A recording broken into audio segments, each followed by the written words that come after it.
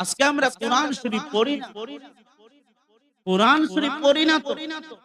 আপনি তাকিয়ে দেখেন, আজ থেকে 15 বছর আগে, 20 বছর আগে আপনার প্রত্যেকটা বাড়ির মধ্যে কোরআন তেলাওয়াতের আওয়াজ শোনা যেত ভোরবেলা। আর এখন আমরা কি করছি? সকাল ভোরবেলা আমরা ঘুম দিচ্ছি। আমাদের এখন আধুনিকতার ফ্যাশন আইসা গেছে যে রাত্রে 12টা 1টা না হলে কি আর ঘুমানো যায়?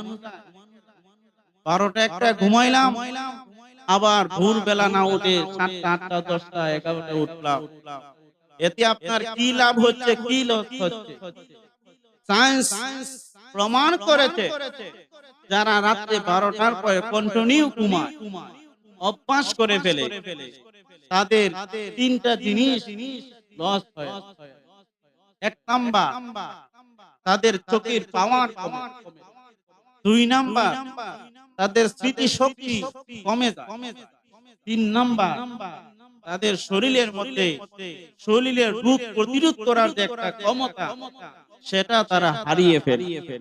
বলুন তো আমরা কি আমাদের নিজের লাভ করছি না লস করছি? আল্লাহ রাসূল সাল্লাল্লাহু আলাইহি ওয়াসাল্লাম হাদিস শরীফের মধ্যে বলেছেন যে যত তাড়াতাড়ি সম্ভব ঘুমিয়ে দাও। কেন বললেন? রাসূল কি এমনি এমনি বললেন? অবশ্যই রাসূলের কথা বলার পিছনে দলিল রয়েছে, শক্ত দলিল রয়েছে।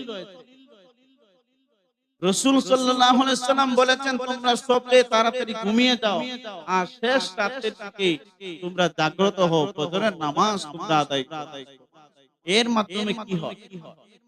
আপনি যখন রাতে 9টা 10টার ভিতরে ঘুমিয়ে যাবেন, আবার যখন আপনি ফজরের দিক দিয়ে জাগ্রত হবেন, একটা মাস পর্যন্ত শুধু একটু তাড়াতাড়ি ঘুমান আর একটু সবরে একটু উঠার চেষ্টা করেন।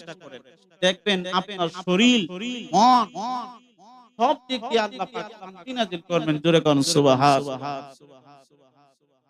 এজন্য আমরা ওই কোরআন শরীফ থেকে আজকে দূরে সরে গিয়েছি। সকাল বেলা যদি আমরা প্রত্যেকে কমপক্ষে 5-10 মিনিট কোরআন শরীফ তেলাওয়াত করতাম, নিজে যদি নাও পারি মোবাইলের মাধ্যমেও যদি আমরা রেকর্ডিং শুনি, তাও তো সওয়াব হতো। কিন্তু সেই কোরআন আজকে তেলাওয়াত নাই, নাই বললে ফজরের নামাজের পরে যদি কেউ ইয়াসিন সূরা পাঠ করে, মাগরিবের নামাজের পরে যদি কেউ সূরাতুল ওয়াকিয়া পাঠ করে, এই মানুষটা যদি এই আমলটা কন্টিনিউ প্রতিদিন করে, তার জীবনের দুঃখ কষ্ট রোগ বেমার গুলো আল্লাহ পাক আস্তে আস্তে করে দূর করে দিবেন। জোরে জোরে কোন সুবহানাল্লাহ।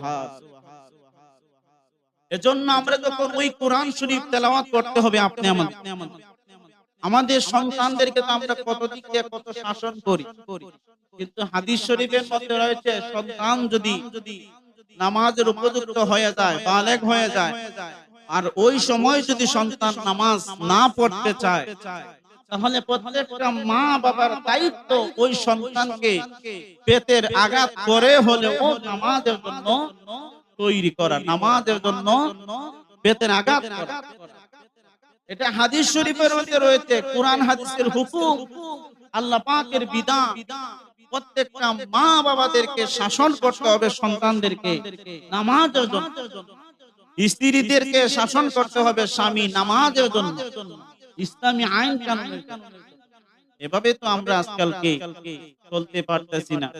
আপনি তাকিয়ে দেখেন কতদিন আপনি দুনিয়া থাকবেন, কতদিন আপনি দুনিয়া থাকবেন। আপনি একটু চোখ বন্ধ করে দেখেন, আপনার অনেক আত্মীয় আজকে কত বাহাদুর ছিল, শক্তিশালী ছিল, কত ক্ষমতাশালী ছিল, কত টাকাওয়ালা ছিল, কত জমিদারি ছিল, আজকে দুনিয়া ছাড়িয়া মাটির নিচে চলে গেছে।